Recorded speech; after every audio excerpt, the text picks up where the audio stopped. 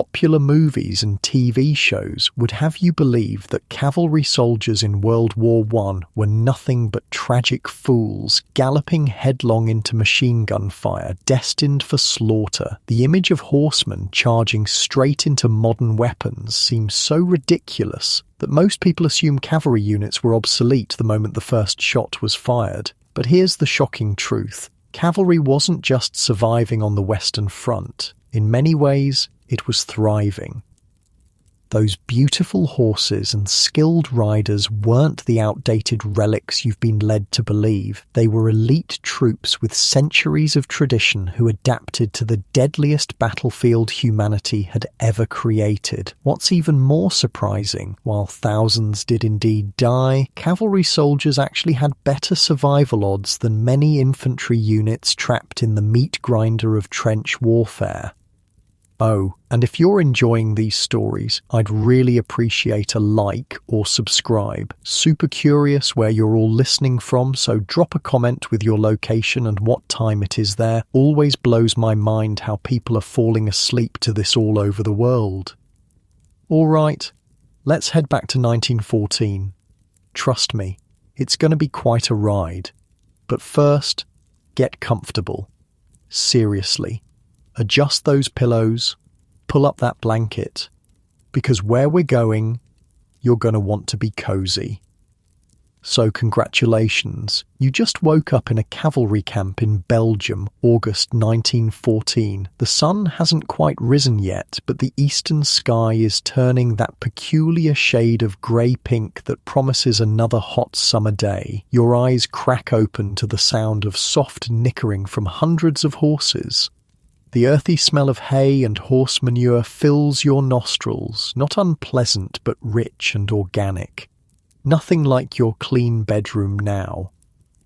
Your back aches slightly from sleeping on the ground with just a thin wool blanket between you and the earth. Unlike the infantry with their heavier packs, cavalry travelled light. A proper bed? That's a luxury you haven't seen in weeks. Your uniform is wrinkled from being slept in and the leather of your boots has stiffened overnight. Around you, other men are stirring, some already up and seeing to their horses.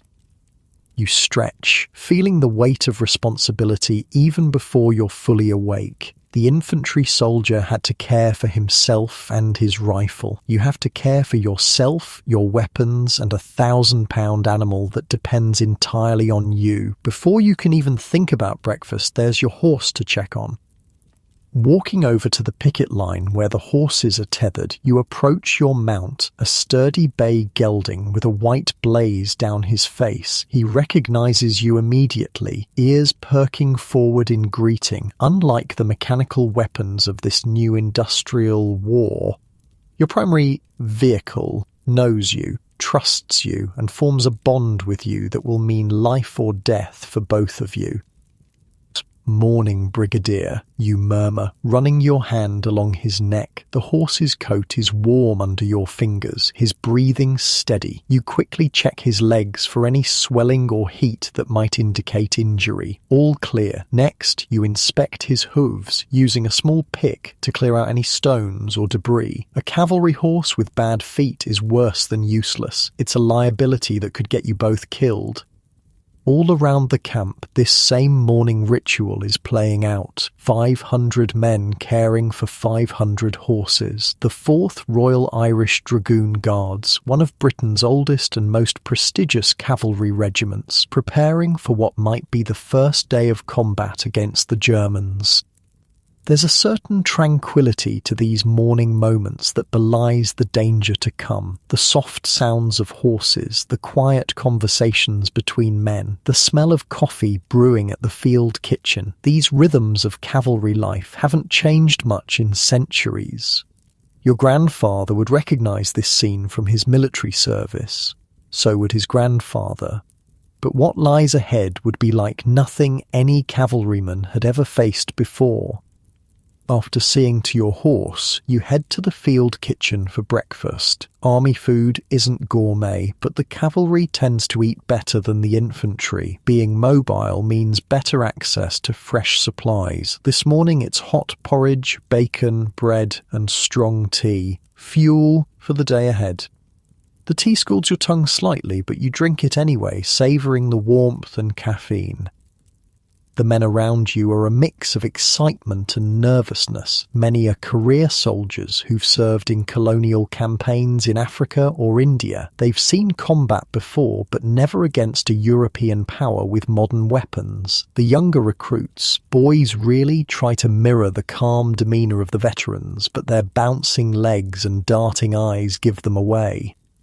Your squadron leader, Captain Harrison, approaches with a map tucked under his arm. He's a weathered man in his 40s with a magnificent moustache that seems to be standard issue for cavalry officers. "We're moving out in an hour," he announces. "Intelligence reports German cavalry patrols 10 miles east. Headquarters wants us to make contact, assess their strength and report back. No unnecessary engagements."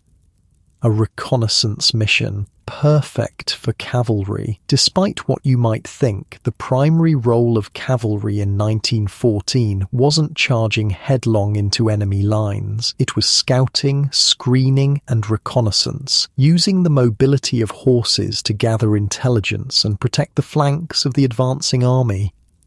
After breakfast, you return to Brigadier to prepare him for the day's ride. First, you brush him thoroughly, checking again for any sores or issues that might cause problems later. Then comes the saddle blanket, positioned carefully to prevent rubbing. The McClellan saddle goes on next. Not particularly comfortable for rider or horse, but practical for long days of riding. You secure the girth, making sure it's tight enough to hold the saddle in place, but not so tight it restricts breathing.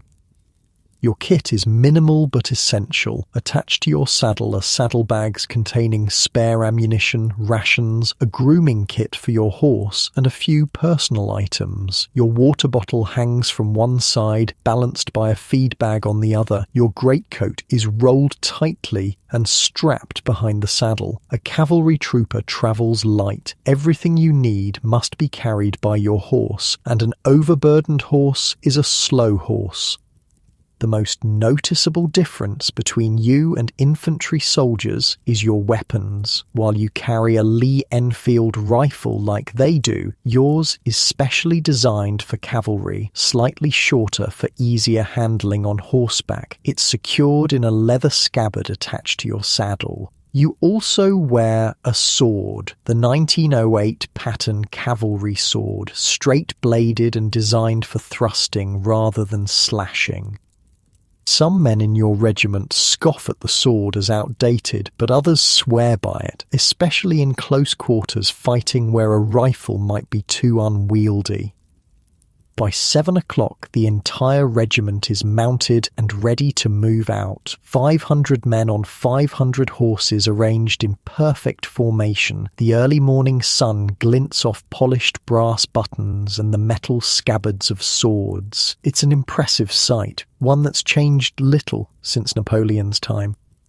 As you ride out of camp, you can't help but feel a surge of pride. This is what you trained for. This is what the cavalry is meant to do. Move swiftly, gather information, engage the enemy when necessary, and use the mobility of horses to outmaneuver and outthink the opposition. The countryside of Belgium in August 1914 is beautiful. Rolling green fields, small woods, quaint villages with church spires rising above red-tiled roofs. Farmers pause in their work to watch your regiment pass, some waving, others looking concerned. The war has barely touched this landscape yet. That will change soon enough.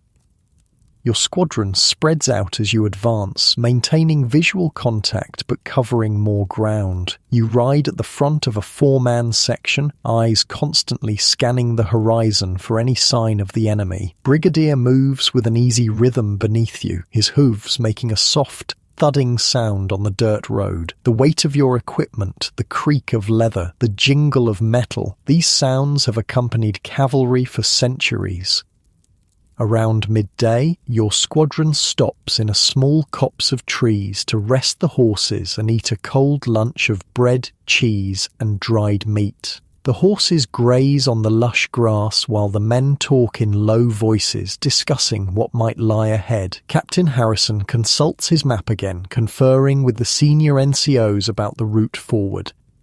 Germans are likely advancing through that valley, he says, pointing to a feature on the map. We'll approach from the high ground here, observe their numbers, and then withdraw to report. It sounds straightforward enough, but war is rarely straightforward. As your squadron crests a gentle hill 2 hours later, you see them, grey uniformed figures on horseback in the distance. German cavalry, perhaps 30 riders, moving perpendicular to your position, unaware of your presence. Captain Harrison signals for the squadron to halt and dismount. Binoculars come out as the officers assess the situation. You remain mounted with 3 other men ready to ride back with messages if needed. Uhlans, mutters the sergeant beside you, referring to the German lancers. See the pennants on their lances? You nod, studying the enemy through your own field glasses. The German cavalrymen look much like you, men on horses doing their job. It's strange to think that in a few minutes you might be trying to kill each other. The Germans suddenly halt. One of their riders points in your direction. They've spotted you. "Mount up," Captain Harrison shouts. "We've been seen."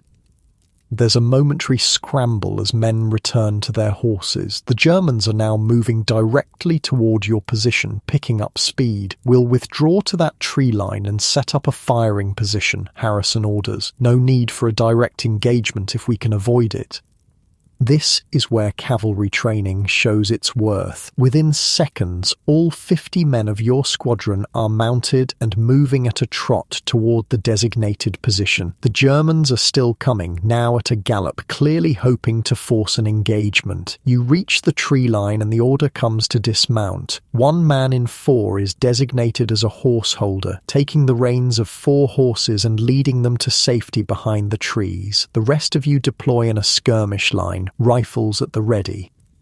The Germans, seeing your prepared position, slow their approach. They're now about 800 yards away, apparently reassessing their options. A standoff ensues. Then, without warning, 3 riders break away from the German formation and ride forward at a gallop. Captain Harrison raises his binoculars again. "They're sending officers to parley," he says with surprise. "Sergeant Major, have the men hold their fire." The 3 German officers approach to within 100 yards before halting. One of them calls out in accented but clear English. "British cavalry, we have orders to avoid unnecessary conflict. We are withdrawing to our lines." Captain Harrison steps forward. "We have similar orders, sir. Safe passage to you." The German officer salutes. Harrison returns it, and the 3 Germans wheel their horses around and ride back to their unit. Within minutes, the entire German squadron has disappeared back over the horizon. It's an unexpectedly civilized encounter, a remnant of the old rules of warfare that would soon be washed away in the blood and mud of the Western Front. For now, though, there's a certain chivalry between opposing cavalry units, professional respect between men who understand the challenges and skills of mounted warfare. "Well, that was disappointingly polite," jokes one of the troopers as you remount. "Plenty of time for killing later," replies the sergeant. "Let's get back and report what we've seen." As your squadron rides back toward the main British force, you reflect on this strange first encounter with the enemy. No shots fired, no charges, no heroics, just 2 groups of mounted scouts doing their job and choosing not to engage unnecessarily. Is this what war is like? You would soon find out how wrong that impression was. The next morning, August 22nd, 1914, your regiment is on the move again, this time with a more direct purpose. Intelligence reports indicate significant German forces moving through a nearby village, and your regiment has been ordered to investigate and, if possible, delay their advance. Dawn breaks misty and cool as the 4th Dragoon Guards moves out. There's a tension in the air now, a sense that today will not end with polite exchanges and mutual withdrawals. The men are quieter, checking and rechecking their weapons. Officers speak in hushed tones, studying maps and conferring about approach routes. As the sun burns away the morning mist, your regiment approaches the village of Casto. The plan is simple. Advance to the village outskirts, assess enemy strength, and act accordingly. If the German presence is limited, you might engage. If it's substantial, you'll withdraw and report. Rounding a bend in the road, your advance party suddenly halts. There, not 300 yards ahead, is a German patrol, about 20 Uhlans moving slowly down the road toward you. Neither side was expecting the other, and for a brief moment there's a frozen tableau of surprise. Captain Hornby, leading the advance party, doesn't hesitate. His sword flashes out of its scabbard as he shouts, "Charge!"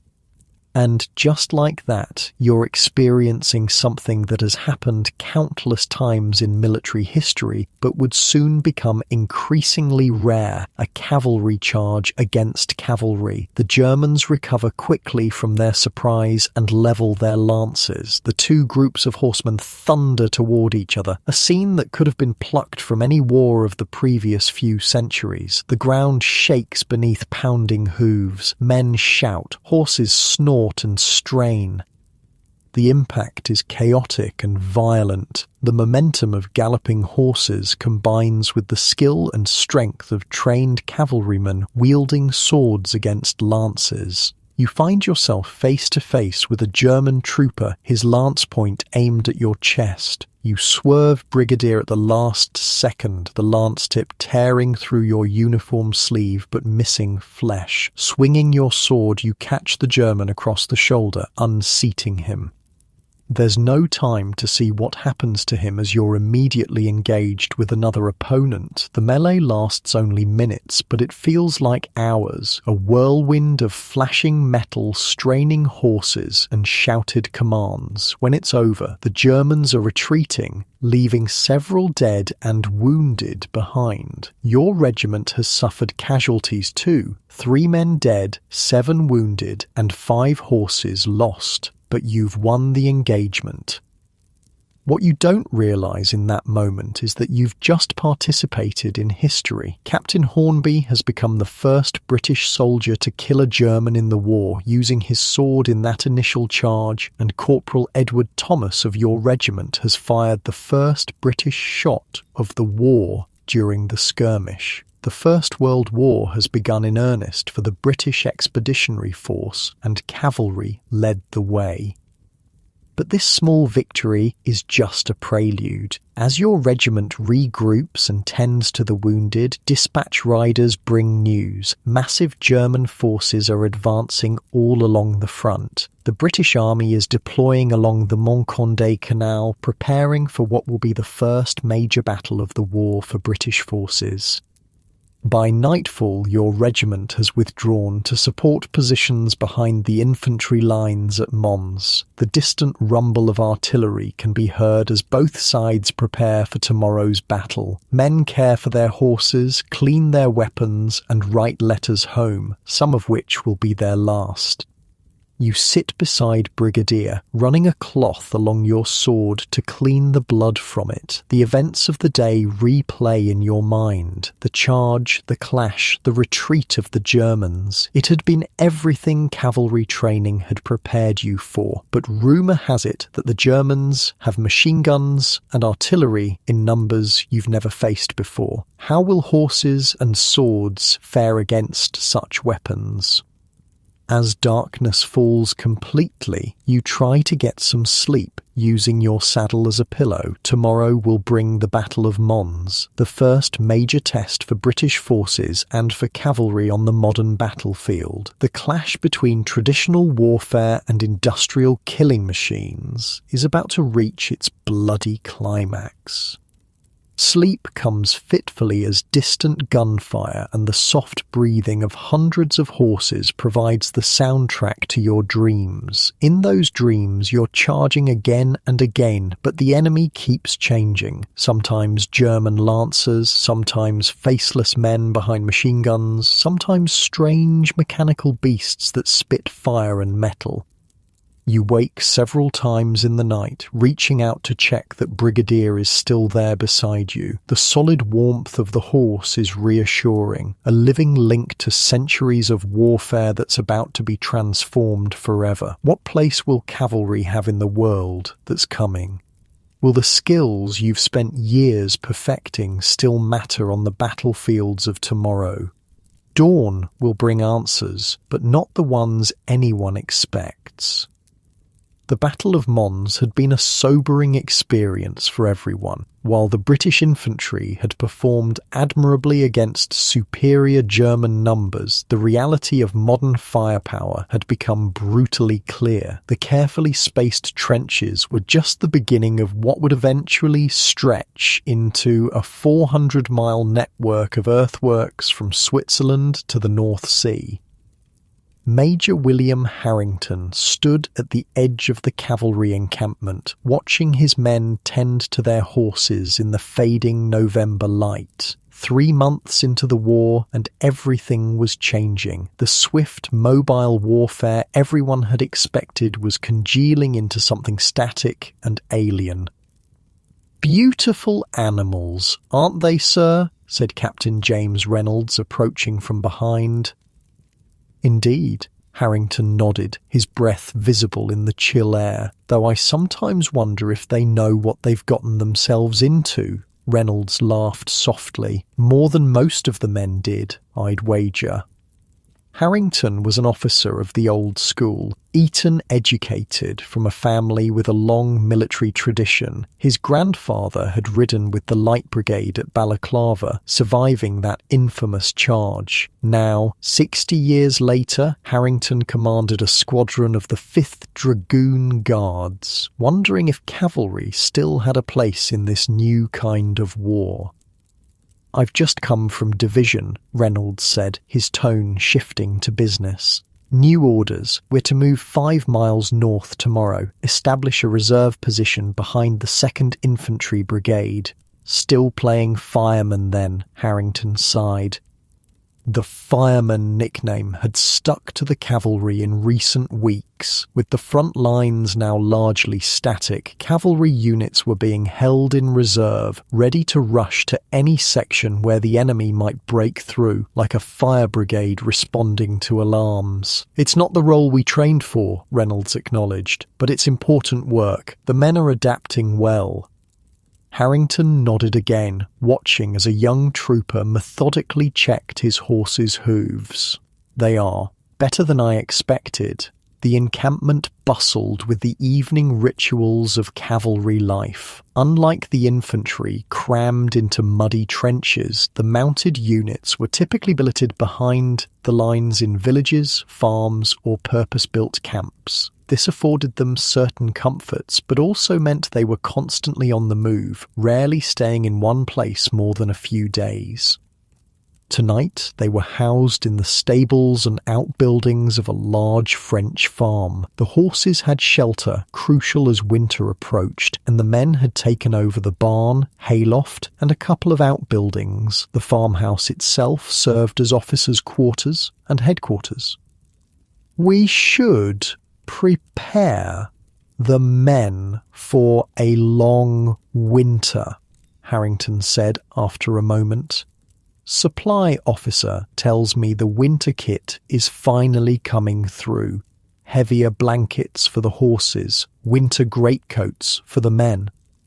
"Not a moment too soon," Reynolds replied. "That rain last night was nearly ice." As if to punctuate his point, a cold gust of wind swept across the farmyard, causing men to hunch their shoulders and horses to shift uneasily. Winter in northern France could be brutal, not the killing cold of Russia, but a damp, penetrating chill that seemed to seep into bones and lungs. Have the veterinary officer check every horse before we move out tomorrow, Harrington ordered. I won't lose animals to preventable issues, and make sure the farriers have adequate supplies. Roads will only get worse from here. Yes, sir. As Reynolds departed to relay the orders, Harrington continued his evening inspection. The 5th Dragoons prided themselves on horse management. Even now, with the nature of their deployment changing weekly, the regiment maintained rigorous standards of horse care. Each animal received a daily ration of 14 pounds of oats and 14 pounds of hay. When supplies permitted, they were groomed twice daily, their hooves checked after every movement, and their tack kept in immaculate condition. A cavalry regiment without healthy horses was useless, and everyone from the greenest trooper to the colonel understood this fundamental truth.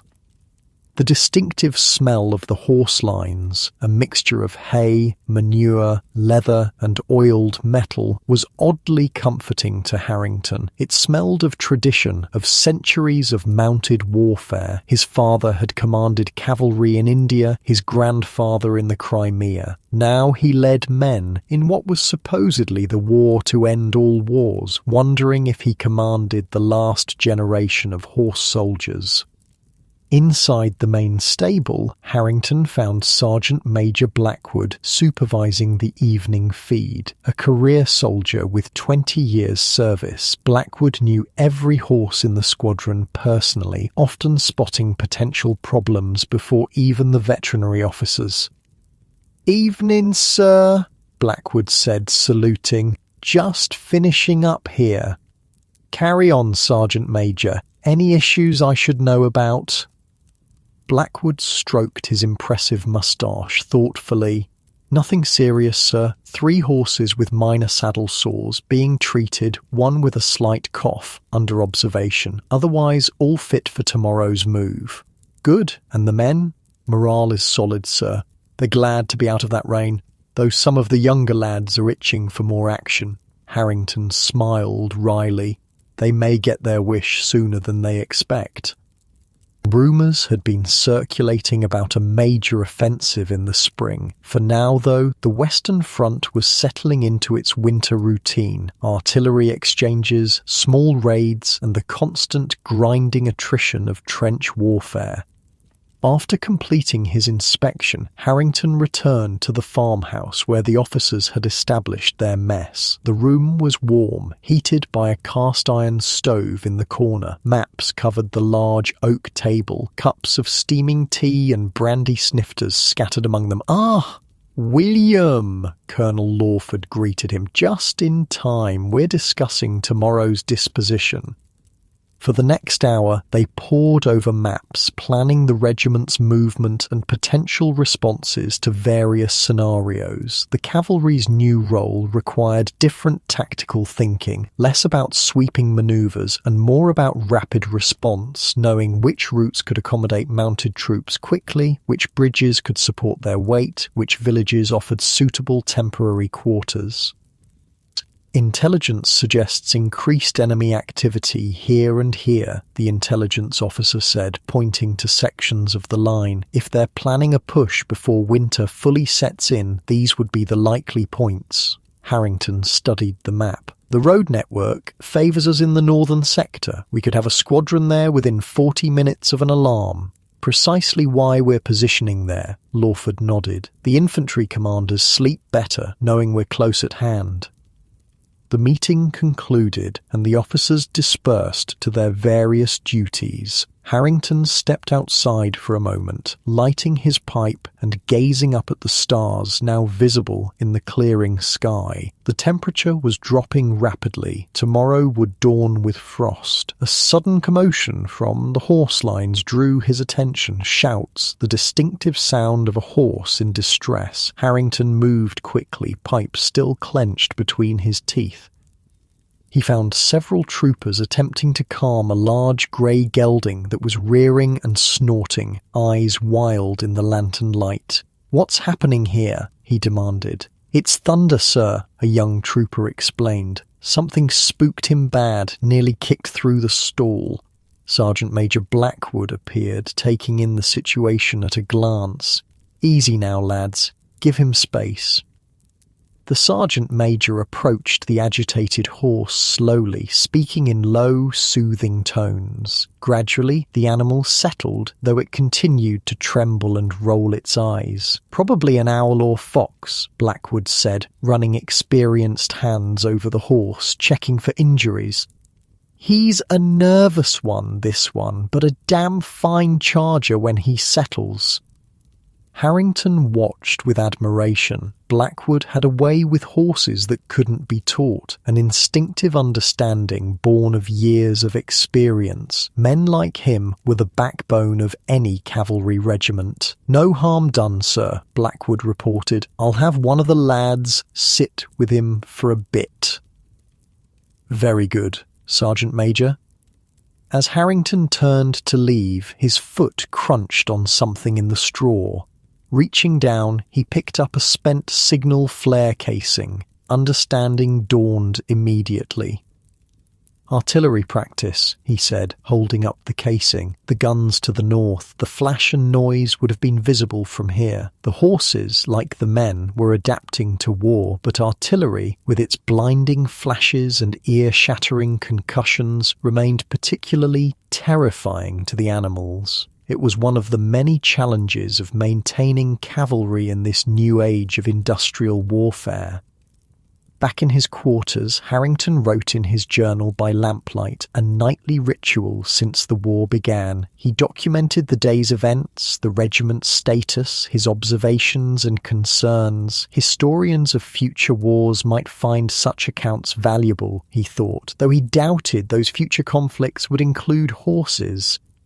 The next morning dawned bitterly cold, the farmyard crisp with frost. Breath from men and horses hung in the air like smoke as the regiment prepared to move out. Saddles were checked, girths tightened, weapons inspected. By 8 o'clock they were mounted and ready. Harrington rode at the head of his squadron, the massive chestnut stallion beneath him moving with powerful strides despite the cold. Caesar was his third mount of the war, the first lost to enemy fire during the retreat from Mons, the second to colic in October. Such losses were part of cavalry life, though each one hurt. A good officer cared for his men, but he loved his horses. The regiment moved north at a steady trot, hooves clattering on the frozen road. To their left, the distant thunder of artillery provided a constant backdrop, the drums of the war, as the men called it. Occasionally, a mounted dispatch rider would pass them, hurrying messages from headquarters to the front or back again. By midday, they had reached their new position, a small village about 3 miles behind the front line. The place was already a hive of military activity, with infantry support units, field kitchens, and a dressing station for the wounded. The arrival of 500 mounted troops added to the controlled chaos. Sergeant Major Blackwood efficiently organised the horse lines in what had once been the village green. Picket lines were established, feed and water arranged, shelter improvised where possible. The horses would be vulnerable to artillery here. German guns occasionally reached this far behind the lines, but there was no better option. "We'll rotate shelter for the animals," Harrington instructed. 4 hours in, 4 hours on the lines, priority to those showing signs of cold stress.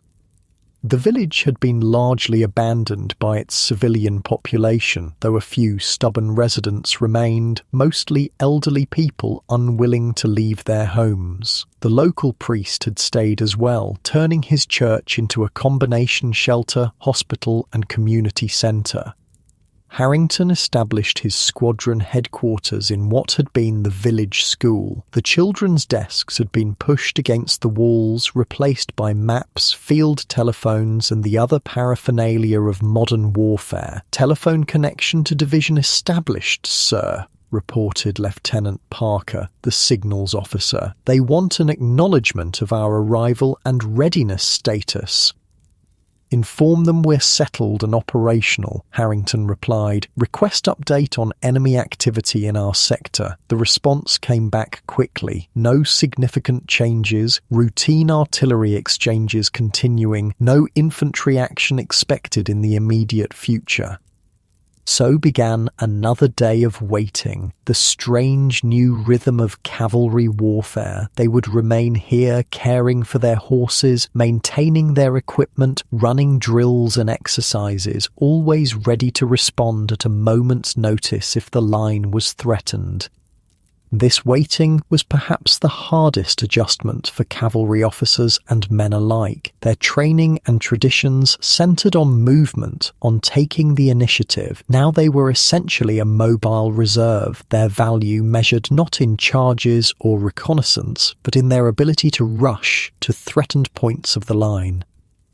Late that afternoon, Harrington led a small party of officers on a reconnaissance of the local area. They needed to familiarize themselves with every road, track, and potential cross-country route that might be used in an emergency. They rode first to a small rise that offered a view of the front lines in the distance. Through field glasses, Harrington could make out the zigzag pattern of trenches, the occasional flash of artillery, the drifting smoke that never quite seemed to clear.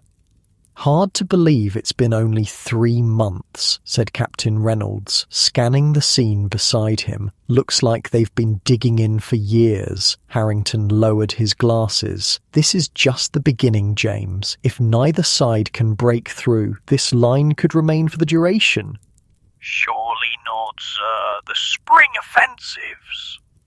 "Perhaps," Harrington said, unconvinced. "But those trenches get deeper and more elaborate by the day. The Germans aren't planning to leave anytime soon, and neither are we." They continued their reconnaissance, noting potential routes on their maps, identifying obstacles, marking areas where the ground might become impassable in heavy rain. It was meticulous, necessary work, lacking the glamour of cavalry charges, but potentially far more important to their actual role.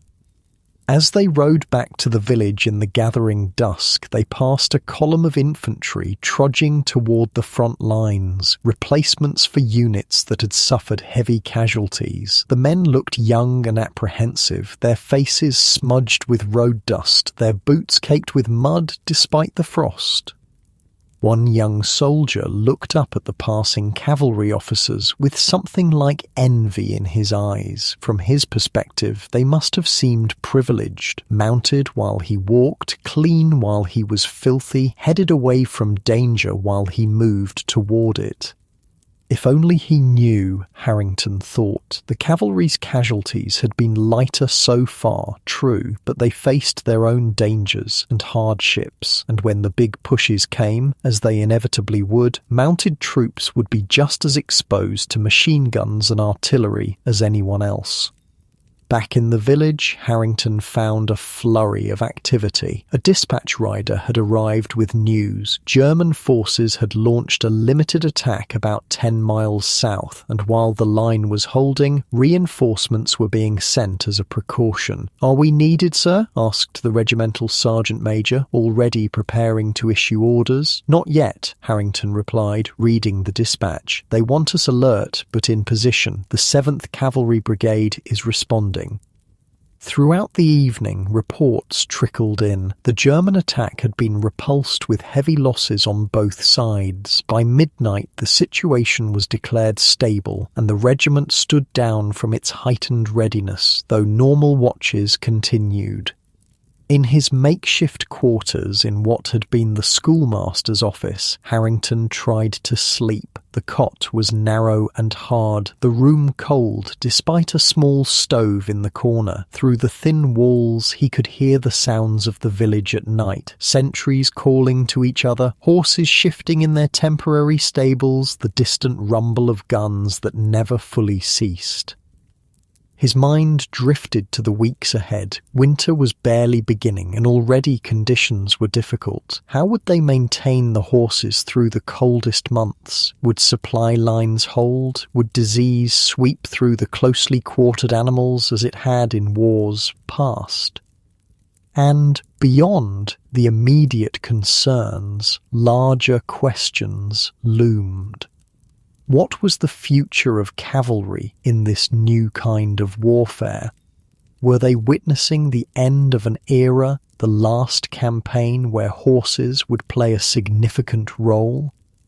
As sleep finally claimed him, Harrington's last thought was of his grandfather's stories of the charge of the Light Brigade, horsemen riding valiantly into the mouth of cannon. Perhaps things hadn't changed as much as he feared. They were still sending cavalry against artillery, just more cautiously, more strategically. The question remained whether the outcome would be any different. Outside, the first snow of winter began to fall, dusting the village and the horse lines with white. The animals shifted and snorted, steam rising from their nostrils in the cold night air. Sentries pulled their greatcoats tighter, watching the darkness beyond the village. And a few miles away, men huddled in trenches, envying the cavalry their relative comfort, while the cavalry envied the infantry their clarity of purpose. The war was transforming, becoming something no one had anticipated. For the horsemen of the 5th Dragoon Guards, like cavalry units all along the Western Front, the challenge was clear: adapt or become obsolete. The days of glorious charges might be passing, but as long as there was ground to cover quickly, information to gather, and weak points to reinforce, there would be a place for horses and the men who rode them in this strange new world of industrialized slaughter. The winter of 1915-1916 proved to be one of the harshest in memory. Sergeant Thomas Miller had seen 3 winters in the army before the war, but nothing compared to what the cavalry endured in northern France. By January, the regiment had established semi-permanent winter quarters in a cluster of villages about 10 miles behind the front lines. The once grand stables of a French count's estate now housed 200 horses, while others were distributed among barns and makeshift shelters throughout the area.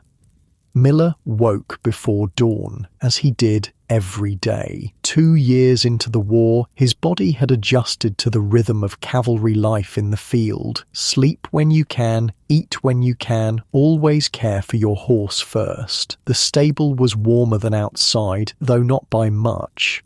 The collective body heat of the horses raised the temperature just enough to keep water from freezing solid. "Oh, morning, Jupiter," he murmured to the big bay gelding that had been his mount for the past 14 months. The horse nickered softly in recognition, warm breath visible in the cold air. Miller had joined the army in 1911 as a young man seeking adventure and a steady wage. Now, at 27, he was a veteran non-commissioned officer with the responsibility of 16 men and their horses. The adventure had faded, replaced by routine, duty, and an intimate knowledge of everything that could go wrong with cavalry operations in modern war. The morning routine never varied. First, check the horse, feet, legs, body, looking for any signs of injury, illness, or discomfort. Jupiter seemed fine this morning, despite the cold. Next, mucking out the stall, laying fresh straw. Then grooming, curry comb, body brush, mane and tail combed, eyes and nostrils cleaned. Other men moved through the same rituals nearby, the stable filled with the soft sounds of horses and quiet conversation. Despite the monotony, there was comfort in these daily tasks, a connection to normality in a world gone mad. "Sergeant Miller," called a voice from the stable entrance. "Captain wants to see all NCOs at headquarters, half an hour." "Acknowledged," Miller replied, continuing his work. Whatever the captain wanted could wait until Jupiter was properly tended. By the time Miller had finished grooming, watering, and providing Jupiter's morning feed, the stable was fully awake. Troopers moved efficiently through their tasks, the more experienced men helping the newer replacements. The regiment had received several dozen new men in December. Younger recruits with minimal training rushed to the front to replace casualties. "Keep an eye on Parsons," Miller instructed Corporal Jenkins before leaving. "He's still using too much pressure with the curry comb." Outside, the winter morning was bitterly cold but clear. Frost covered everything, glittering in the early light. Miller's breath formed clouds as he walked through the village toward the stone farmhouse that served as squadron headquarters. Other sergeants and corporals were already gathering in what had once been the farmhouse kitchen. A large map of the sector hung on one wall, marked with coloured pins indicating troop positions, supply routes, and points of interest. Captain Edwards entered, accompanied by the squadron's lieutenant. "Gentlemen," Edwards began without preamble, "we have new orders. Division is rotating regiments for front-line duty. We're moving up tomorrow for a 2-week deployment."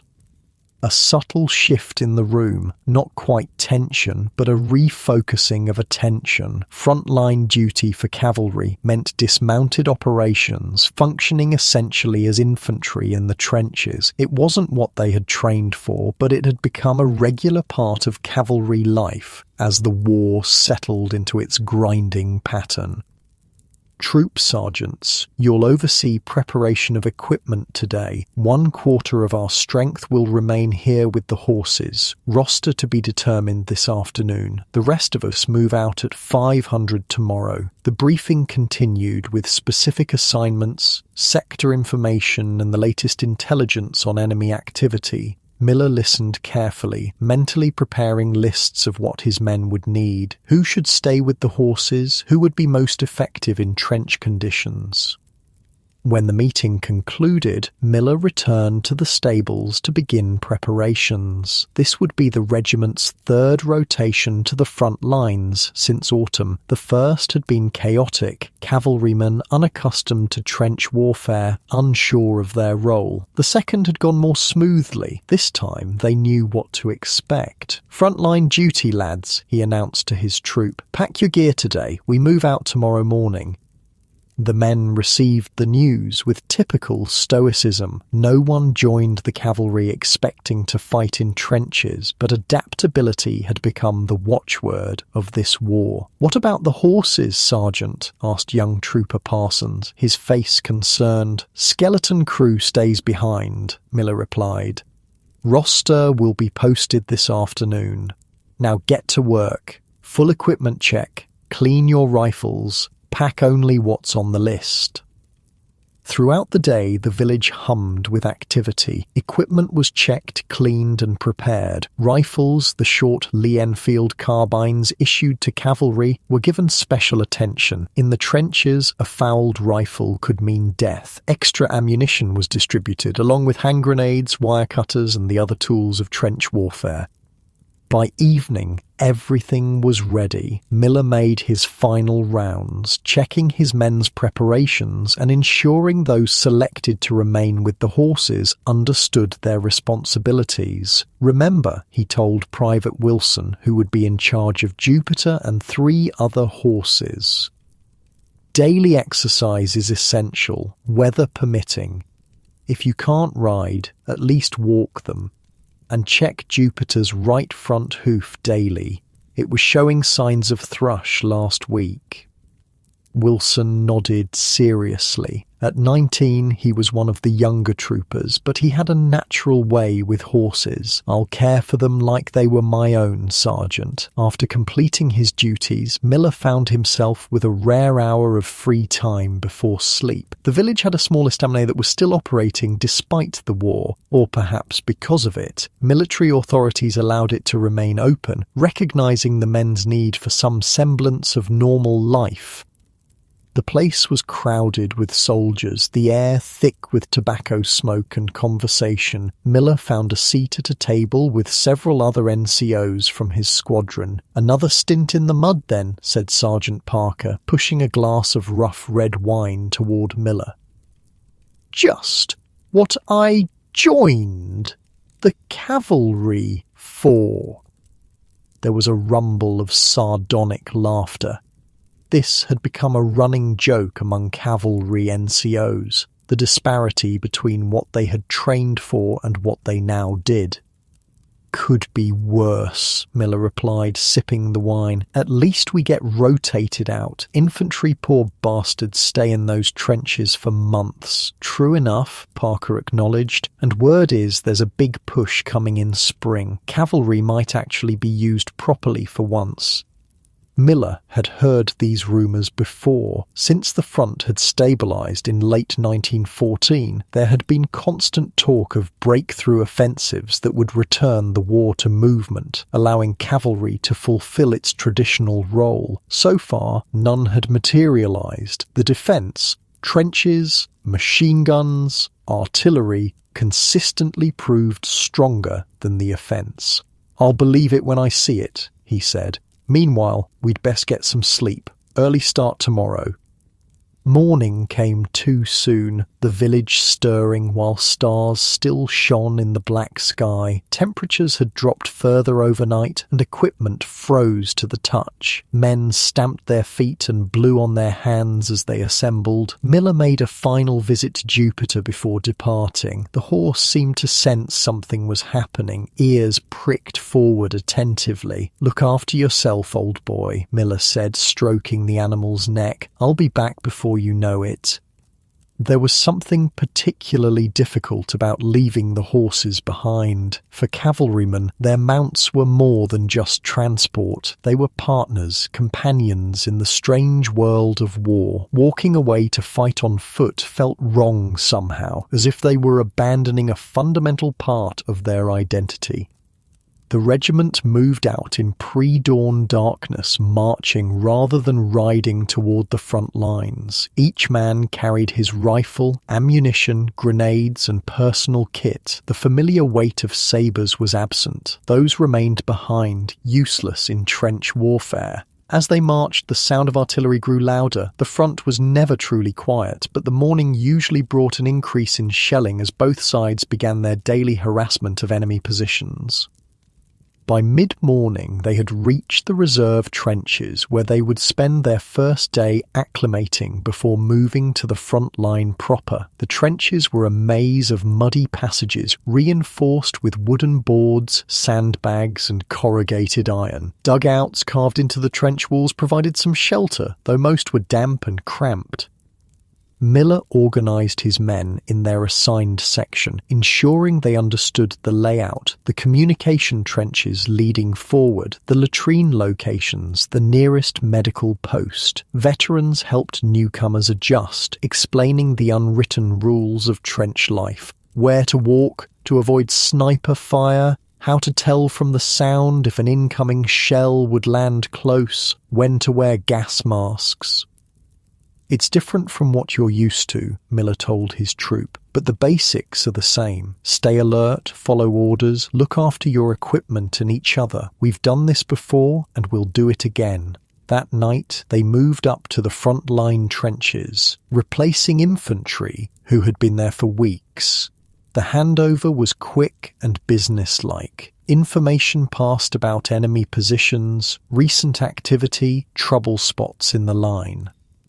"Careful at the junction with the communication trench," an exhausted infantry sergeant told Miller. "German sniper has been active there, already got 2 of our lads." The next 2 weeks fell into the strange rhythm of trench warfare, each day blended into the next, marked by regular routines. Stand to at dawn and dusk when enemy attacks were most likely, sentry duty, maintenance work on the trenches, occasional patrols into no man's land under cover of darkness.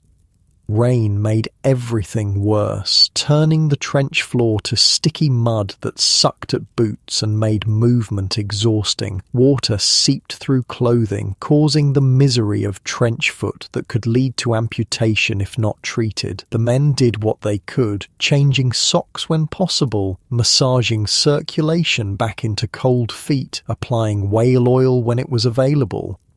On their 5th day in the line, the Germans launched a gas attack. The warning came just in time, a sentry spotting the telltale yellow-green cloud drifting across no man's land, the alarm rattle sounding along the trench. "Gas! Gas!" the cry went up as men scrambled to don their masks. Miller helped a panicking young trooper secure his mask properly, then checked his own. The respirators were effective but claustrophobic, reducing vision and making communication difficult. Through the eyepieces, the world took on a distorted, nightmarish quality. The gas clouds enveloped their position, lingering for hours before winds finally dispersed it. 2 men in another section hadn't secured their masks properly and were evacuated with blistered lungs and streaming eyes. They would likely survive but might never regain full respiratory function. Different from a cavalry charge, ain't it? Wheezed Corporal Jenkins once they could remove their masks. His attempt at humour fell flat in the aftermath of the attack, but Miller appreciated the effort. Not what we signed up for, he agreed, but it's what we've got. That night, a runner brought news from the rear. A dispatch rider had reported that several horses had fallen ill with a respiratory infection, possibly influenza. Jupiter was not among them, but the news added another layer of worry to Miller's already burdened mind. The remainder of their rotation passed without major incident. Daily artillery exchanges, occasional sniper fire, the constant work of maintaining the trench system. 3 men from the regiment were wounded by shell fragments, one seriously enough to be evacuated to England. On their final night in the line, Miller led a small patrol into no man's land to inspect the German wire defences. It was dangerous work, crawling through mud and shell holes, always at risk of flares illuminating their position or machine guns opening fire if they were spotted. They moved silently in the darkness, reaching the first line of German wire. Miller used special cutters to snip a section, creating a passage that could be used by a larger raiding party in the future. They took measurements and made mental notes of German positions, the information more valuable than any physical objective they might capture. On the return journey, a German flare suddenly burst overhead, bathing the cratered landscape in harsh white light. Miller and his men froze instantly, becoming part of the terrain, not moving a muscle despite the mud soaking through their uniforms. The light seemed to last forever, though in reality it was less than a minute. When darkness returned, they continued their careful crawl back to British lines, successfully completing their mission without casualties. The next morning, they were relieved by fresh infantry units. The regiment assembled in the reserve area, checking equipment and preparing for the march back to their base. Despite the exhaustion and filth, there was a palpable lightening of mood. They were going back to their horses, back to being cavalrymen rather than poorly trained infantry. The march back took most of the day, men trudging through mud with the patient endurance that had become characteristic of soldiers on all sides. They arrived at their village base as evening fell, greeted by those who had remained behind with the horses. "How's Jupiter?" was Miller's first question to Private Wilson. "Fit as a fiddle, Sergeant," the young man replied with evident pride. "Had a slight cough for a couple of days, but the vet gave him some treatment, and he's right as rain now." Miller went directly to the stables, not even stopping to clean himself up first. Jupiter greeted him with an enthusiastic whicker, pushing his nose against Miller's chest in what seemed like genuine welcome. "Missed me, did you?" Miller smiled, the tensions of the front line beginning to ease as he checked his horse thoroughly. Jupiter seemed well cared for, his coat gleaming from regular grooming, his muscles firm from adequate exercise. Only after satisfying himself that his horse was in good condition did Miller seek out his own comfort. A relatively hot meal in the squadron mess, a chance to wash away 2 weeks of trench grime, and a change into clean, dry clothing. That night he slept on straw in Jupiter's stall rather than in his assigned billet. It was warmer there, and somehow comforting to be back in the familiar environment of horses after the alien world of the trenches. The next week was devoted to returning to cavalry readiness, daily riding to keep both men and horses fit, weapons training, and the constant care of equipment. Leather that had been neglected during their trench rotation needed special attention. Saddles, bridles, harnesses, all required cleaning and oiling to prevent cracking. Miller supervised his troop with the careful attention to detail that had become his hallmark. Equipment was inspected, riding form corrected, horse care monitored. The newer men sometimes grumbled about the seemingly endless chores, but the veterans understood their importance. A well-maintained saddle might save your life someday, Miller explained to a group of younger troopers. And it'll certainly save your horse from sores that could put him out of action when you need him most.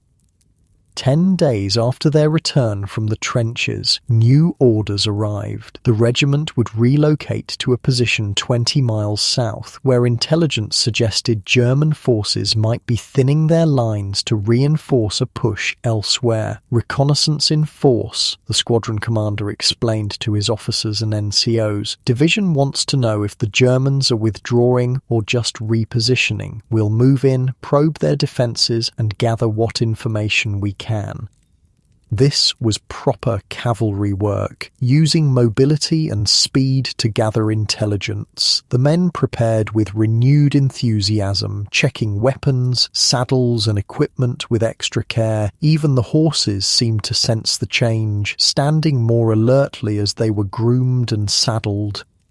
They moved out at dawn, 500 horsemen riding in formation across the winter landscape. Despite everything, the cold, the exhaustion, the knowledge that modern weapons made traditional cavalry increasingly vulnerable, there was still something magnificent about a regiment of horse soldiers on the move.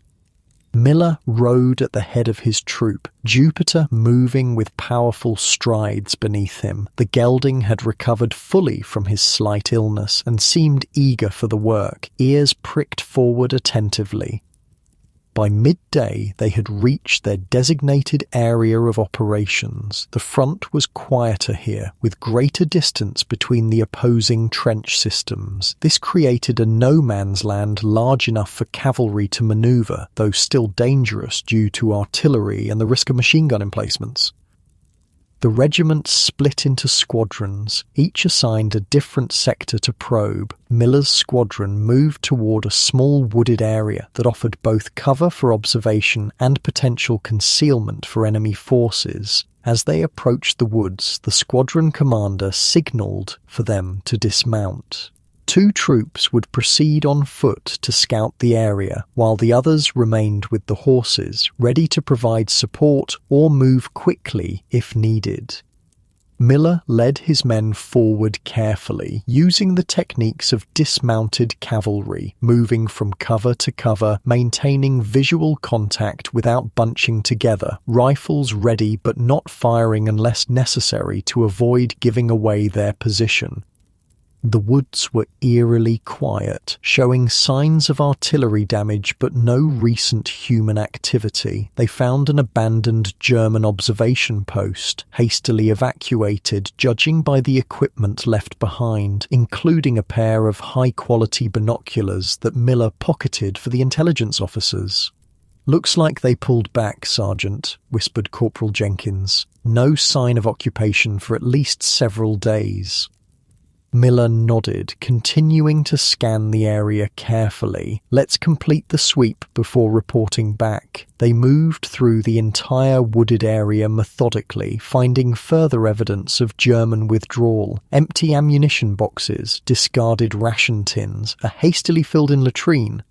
Everything pointed to a significant reduction in enemy presence in this sector. As they prepared to return to the waiting horses, a distant sound caught Miller's attention, the unmistakable rumble of engines.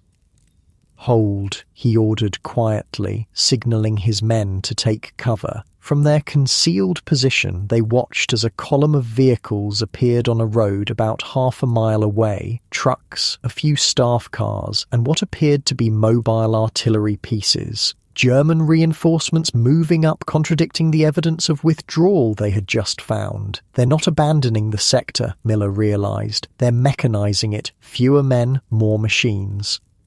This was valuable intelligence, exactly the kind of information their reconnaissance mission was meant to gather. Miller detailed 2 men to continue observation while he led the others back to report. The squadron commander received the news with grave interest. "Good work, Sergeant. This confirms reports from other sectors. The Germans are reorganizing, not retreating." By evening, all squadrons had returned from their reconnaissance tasks, bringing similar reports of reduced enemy infantry presence but increased mechanization. The regiment consolidated this information for transmission to division headquarters, providing a crucial piece of the intelligence puzzle. As they established their night camp, Miller reflected on what they had observed. The war was continuing to evolve, with machines increasingly replacing men on both sides. Where did that leave cavalry, the oldest form of mobile warfare, now seemingly overtaken by technology? Yet their day's work had proven there was still value in mounted reconnaissance. Horses could move quickly and quietly across terrain that would bog down vehicles. They required no fuel beyond forage, made no engine noise to alert the enemy, and could access areas where mechanical transport couldn't go. Perhaps there was a future for cavalry after all, Miller thought as he tended to Jupiter before seeking his own rest. Not in the glorious charges of old, but in the essential work of gathering intelligence, exploiting gaps, and providing mobility in a war increasingly characterized by stalemate. As he settled into his bedroll beneath a star-filled sky, the familiar sounds of horses nearby provided comfort. The animals shifted and snorted occasionally, their presence a reminder of continuity amid the chaos of war. Whatever changes technology brought to the battlefield, the bond between cavalrymen and their horses remained a constant, a relationship built on mutual dependence and trust that no machine could replace. Tomorrow would bring new orders, new challenges, but for tonight the regiment had performed its duty well, demonstrating that cavalry still had a role to play in this strange new form of warfare. Miller drifted towards sleep, one hand resting on his rifle, his last conscious thought a reminder to check Jupiter's shoeing in the morning. The small details of horse care remained important, even as the larger pattern of the war continued to transform around them. Lieutenant Gordon Flowerdew of Lord Strathcona's horse had been in the saddle for nearly 18 hours. His thighs ached, his back was stiff, and the persistent drizzle had soaked through his greatcoat hours ago. But discomfort was the least of his concerns as he studied the German positions through his field glasses. March 1918 had brought dramatic changes to the Western Front. After years of stalemate, the Germans had launched their massive spring offensive, Operation Michael, on March 21st, transferring divisions from the now quiet Eastern Front following Russia's exit from the war. The Germans had amassed an enormous force for one final push to break the Allied lines before American troops could arrive in significant numbers. The initial attack had been devastating, using new infiltration tactics, specially trained storm troops, and an overwhelming artillery barrage. German forces had torn through British defences, advancing further in days than either side had managed in years of previous fighting. Now, on March 30th, the Canadian Cavalry Brigade found itself in the path of the German advance. While most of the Canadian Corps was deployed elsewhere, the Cavalry Brigade, consisting of Lord Strathcona's horse, the Royal Canadian Dragoons, and the Fort Garry Horse, had been attached to the British 3rd Cavalry Division as a mobile reserve. "Germans have occupied the wood, sir," reported Sergeant Matthews, lowering his own binoculars. "Looks like they're bringing up machine guns." Flowerdew nodded grimly. Moray Wood dominated the surrounding terrain, overlooking the strategically vital Amiens-Paris railway. If the Germans consolidated their position there, they would threaten the crucial transportation link and potentially split the British and French armies. "Numbers?" he asked. "Hard to say exactly. At least a battalion, possibly more. They seem to be digging in rather than continuing to advance." It was the first piece of good news in days. The German advance, while impressive, was finally showing signs of losing momentum. Their supply lines were stretched, their troops exhausted, and they had outrun much of their artillery support. If there was ever a moment for cavalry to prove its worth in this war, it was now. Flowerdew returned to the squadron's temporary position in a shallow valley where the men were tending to their horses. Despite the constant movement of the past week, the animals looked remarkably good, testament to the cavalry's devotion to horse care even in crisis. Captain Nordheimer, the squadron commander, was conferring with the other officers when Flowerdew arrived. The news wasn't good. Brigade HQ reports German forces continuing to advance toward Amiens, Nordheimer said, pointing to positions on his map. If they take and hold Moray Wood, they'll have observation over the entire valley. We've been ordered to dislodge them. A momentary silence greeted this announcement. Every man present understood what it meant, attacking an entrenched enemy likely supported by machine guns in terrain that limited cavalry's greatest advantage: mobility. "Do we have infantry support?" asked Lieutenant Harvey, voicing what everyone was thinking. Nordheimer shook his head. "None available. Every infantry unit is committed elsewhere. It's down to us." Such was the reality of the German spring offensive. The rapid advance had created a fluid, chaotic battlefield where traditional battle lines had dissolved. Units found themselves isolated, communications disrupted, and commanders forced to make decisions with incomplete information. In this environment, cavalry had found a new relevance. Able to move quickly to threatened points, plug gaps in the line, and operate independently when necessary. Brigadier General Seeley's plan is to attack from multiple directions, Nordheimer continued, referring to the commander of the Canadian Cavalry Brigade. The Royal Canadian Dragoons will assault from the north and west. We'll approach from the east and south. The Fort Garry Horse will remain in reserve initially. The officers studied the map, mentally calculating approaches, fields of fire, and potential rally points. Attacking a wood was never ideal for cavalry. Trees limited movement and provided cover for defenders, but they had little choice. "We'll advance in bounds," Nordheimer decided. 2 troops mounted to maintain mobility, 2 dismounted for firepower. Lieutenant Flowerdew, your C Squadron will form our reserve, ready to exploit any breakthrough. Flowerdew nodded, accepting the assignment. C Squadron had seen heavy fighting earlier in the week, but had suffered fewer casualties than the others. They were as ready as anyone could be under the circumstances. The men received their orders with the stoic professionalism that had become characteristic of veteran troops. There was no bravado, no dramatic speeches, just the methodical preparation for what all knew would be a difficult operation.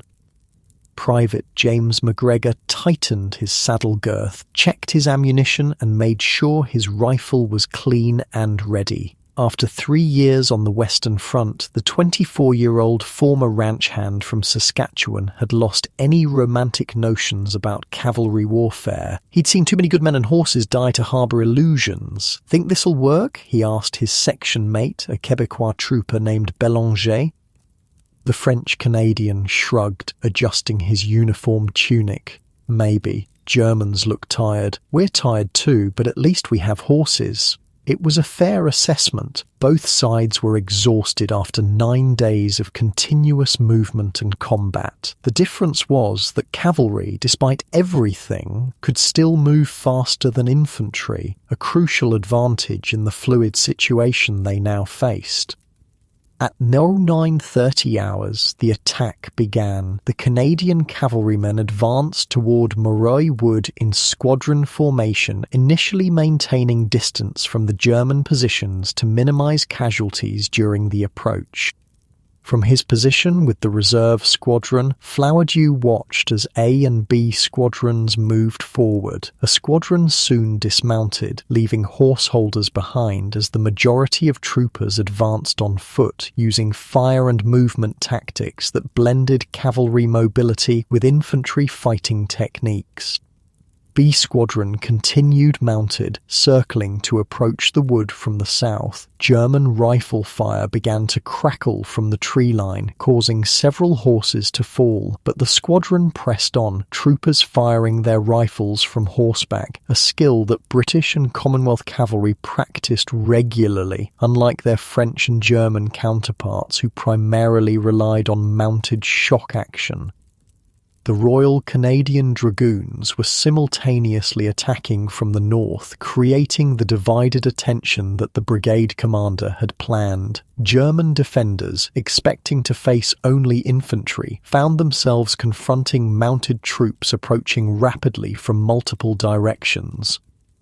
McGregor and Bélanger remained with C Squadron, waiting tensely for the order to move. Around them, horses sensed the heightened emotions of their riders, shifting nervously and tossing their heads. The sound of gunfire was continuous now, punctuated by the distinctive chatter of machine guns. "Mount up, C Squadron!" The order finally came, relayed through the chain of command. "We're going in!" Flowerdew gathered his men quickly. "We'll advance to the northeastern corner of the wood," he instructed. "Be prepared to dismount and fight on foot once we reach the trees." The squadron moved forward at a trot, maintaining formation despite the increasingly dangerous fire. As they approached the wood, Flowerdew suddenly raised his hand, signalling a halt. Through a gap in the trees, he had spotted something alarming: a large group of German infantry deploying from the far side of the wood, preparing to counterattack the dismounted Canadians who had penetrated the forest. There was no time to consult with headquarters. If those German troops established defensive positions or launched their counterattack, the entire brigade operation could fail. A decision had to be made immediately. "Draw swords," Flowerdew ordered, his voice cutting through the noise of battle. The command was unexpected. Swords had rarely been used offensively in this war, but the men responded instantly, steel blades flashing as they were pulled from scabbards. "C Squadron will charge." Flowerdew pointed towards the German infantry. "Form line." The squadron quickly transitioned from column to line formation, spreading out to maximize their frontage. Roughly 70 men on horseback, sabers drawn, facing approximately 300 German infantry with rifles and machine guns. McGregor felt his heart pounding as he took position in the line. Part of him recognized the madness of what they were about to do, but another part, the cavalryman trained for this moment, felt an odd calm. Beside him, Bélanger muttered what sounded like a prayer in French. "It's a charge, boys," Flowerdew called out, his voice steady. "Lord Strathcona's horse." With that, he spurred his mount forward. The entire squadron followed, horses accelerating from trot to canter to gallop. The thunder of hooves seemed to momentarily silence the gunfire, creating a strange bubble of sound around the charging horsemen. The Germans, initially surprised by the sight of a full cavalry charge in 1918, quickly recovered and opened fire. Men and horses began to fall, but the momentum of the charge carried the survivors forward. The distance closed rapidly: 200 yards, 100 yards, 50 yards. MacGregor focused on a point just beyond the German line, as he'd been trained to do. His horse, a sturdy chestnut gelding named Copper, responded to the slightest pressure of his legs, ears pinned back as they galloped toward the enemy. Time seemed to slow, each moment stretching as bullets cracked past. The impact, when it came, was both chaotic and strangely ordered. The cavalry line struck the German infantry formation at full gallop, the shock of the collision scattering the defenders. Swords rose and fell as the Canadian troopers engaged at close quarters, cutting down German soldiers who hadn't had time to fix bayonets. MacGregor found himself in the midst of enemy troops, swinging his sword at a German soldier who was trying to bring his rifle to bear. The blade connected and the man fell. Another German lunged with a bayonet, missing MacGregor but wounding Copper in the shoulder. The horse stumbled but kept moving, carrying his rider through the German formation. The entire engagement lasted less than 5 minutes. When it was over, the German counterattack had been broken, their troops scattered and retreating in disorder, but the cost had been severe. Of the 70 men who began the charge, fewer than 20 remained unwounded. Flowerdew himself had been hit multiple times but remained conscious, continuing to direct his squadron until he was evacuated. MacGregor dismounted to examine Copper's wound, painful but not immediately life-threatening. Around him, surviving troopers were regrouping, tending to wounded comrades and horses, securing German prisoners. "Never thought I'd actually use this," Bélanger said, wiping blood from his sword before resheathing it. The Quebecois had a bullet graze on his cheek, but was otherwise unhurt. "Didn't think it would work," MacGregor admitted, applying a field dressing to Copper's shoulder. But it did. Indeed, C Squadron's charge had achieved its objective, disrupting the German counterattack and allowing the dismounted Canadian cavalrymen to secure their positions in the wood. By noon, the entire Moreuil wood was in Allied hands, the German advance checked at a crucial point. It had been a remarkable action, one of the last successful cavalry charges of the war and perhaps of military history, but there was little time to reflect on its significance. The German offensive was still ongoing, and the Canadian Cavalry Brigade remained in the thick of the fighting. The next day, March 31st, German forces counterattacked, recapturing portions of Moreuil Wood. The battle seesawed back and forth, with cavalry units fighting primarily as dismounted infantry, using their mobility to quickly reinforce threatened sectors. MacGregor found himself in a shallow trench on the western edge of the wood, Copper and other horses held in a relatively protected depression 300 yards to the rear. Since the previous day's charge, the fighting had reverted to the more familiar pattern of the Western Front. Artillery exchanges, machine gun fire, and infantry movements. "They're coming again!" shouted a trooper to MacGregor's right, pointing toward a group of German soldiers advancing through the trees. The Canadians opened fire, their Lee Enfield rifles delivering the rapid, accurate fire that had become a hallmark of British and Commonwealth forces. The German advance slowed, then stalled as casualties mounted. This was the pattern throughout the day. German attacks, Canadian resistance, neither side gaining a decisive advantage. By evening, the lines had stabilised somewhat, with the Allies holding the most critical portions of the disputed territory. As darkness fell, MacGregor was finally relieved from his position, returning to where the horses were being held. Copper's wound had been properly treated by a veterinary officer who had deemed the animal fit for limited duty. Man and horse greeted each other with the quiet familiarity born of months together in the field. "Good news," Bélanger announced, joining MacGregor at the horse lines. "Flowerdew's alive. Bad wounds, but they think he'll make it." In fact, Lieutenant Flowerdew would die of his wounds a day later, posthumously awarded the Victoria Cross for his leadership during the charge. But for now, the news that he had survived surgery brought a small measure of comfort to his men.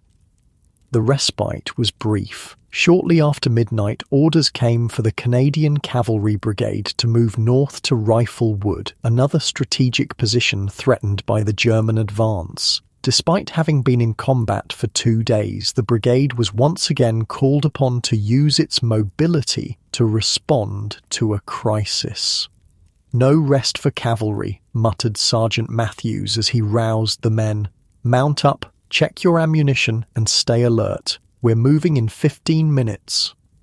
MacGregor helped Belanger with his horse, a temperamental mare that still hadn't fully adjusted to the sounds of battle. His own copper, despite the wound, stood steadily as MacGregor tightened the girth and checked the saddle. They rode through the night, a column of tired men on tired horses moving through a landscape shattered by war. Occasionally, star shells would illuminate the sky, casting eerie shadows before darkness returned. The rumble of distant artillery was constant, punctuated by the closer crack of rifle fire. Dawn found them approaching Rifle Wood, a smaller forest that nonetheless held tactical importance. German forces had occupied it during the night, and once again the Canadian cavalry was tasked with dislodging them. This time, however, the approach would be different. Learning from both the successes and costs of the previous day's actions, the brigade commander ordered a primarily dismounted attack with horses held well back from the combat zone. "Like bloody infantry again," grumbled a trooper as they left their horses with designated holders and advanced on foot. "Infantry that can move 10 miles an hour when needed," Sergeant Matthews reminded him. "That's why we're here and not sitting in reserve." The sergeant's words captured the evolving role of cavalry in the war's final year. No longer primarily shock troops charging with swords and lances, they had become highly mobile infantry, able to rapidly deploy to critical points, fight dismounted when necessary, then remount and move to the next crisis. The fighting for Rifle Wood was intense but brief. The Germans, like the Allies, were exhausted after more than a week of continuous operations. Their resistance, while determined, lacked the coordination and firepower of the initial offensive. By noon on April the 1st, Rifle Wood was secured. The Canadian cavalrymen, now functioning effectively as light infantry, had established defensive positions throughout the small forest, repulsing several German counterattacks. MacGregor found himself sharing a shell hole with Belanger and 2 other troopers, all that remained of their section after the recent fighting. They had established a small machine gun position covering a likely approach route for German troops. "Think this is the turning point?" asked one of the troopers, a former bank clerk from Toronto named Wilson. "Feels like the Germans are running out of steam." "Or maybe," MacGregor replied, scanning the terrain through his field glasses, "but they've still got a lot of fight left." He was right. While the momentum of the German spring offensive was indeed waning, the fighting would continue for months. The Canadian Cavalry Brigade would remain in action throughout, sometimes mounted, sometimes dismounted, always moving to where they were needed most. The battle for Moreuil Wood and Rifle Wood represented something significant, though, one of the last times in military history that cavalry would play a decisive role in a major engagement. The charge of Flowerdew's Sea Squadron would be studied for decades as both a tactical success and a symbol of cavalry's last hurrah. As April progressed, the German offensive gradually lost momentum. Allied counterattacks began to recover lost ground, and the front stabilised once more, though not before the Germans had advanced nearly 40 miles in some sectors, the greatest movement on the Western Front since 1914. For the Canadian cavalrymen, the pace of operations slowly returned to something more sustainable. They remained in the line, but with more regular rotation and rest periods. The horses, pushed to their limits during the crisis, received the care and recovery time they desperately needed. MacGregor found himself in a small French village about 10 miles behind the front in mid-April, part of a squadron rotating out of the line for rest and refitting. Copper's wound was healing well, and the horse had maintained his weight despite the rigours of the campaign, a testament to MacGregor's diligent care. The village had become a temporary remount depot where fresh horses were prepared for service and wounded animals rehabilitated. The square was filled with horse lines, the surrounding buildings repurposed as stables, veterinary stations, and farrier workshops. "Your gelding's looking good," commented the veterinary officer during an inspection. "That shoulder wound could have been much worse." "He's tough," MacGregor replied simply, running a hand along Copper's neck. The bond between them had deepened through their shared experiences, creating the special relationship between horse and rider that was at the heart of cavalry service. The rest period brought other welcome changes: hot food, mail from home, fresh uniforms to replace battle-worn gear. Men took the opportunity to wash properly for the first time in weeks, to write letters, to process what they had experienced. In the village's small estaminet, temporarily converted to an officers' and NCOs' mess, discussions inevitably turned to the recent fighting and what it meant for cavalry's future. "We proved our worth at Moreuil Wood," argued a young lieutenant from the Fort Garry Horse. "Showed there's still a place for mounted troops on the modern battlefield."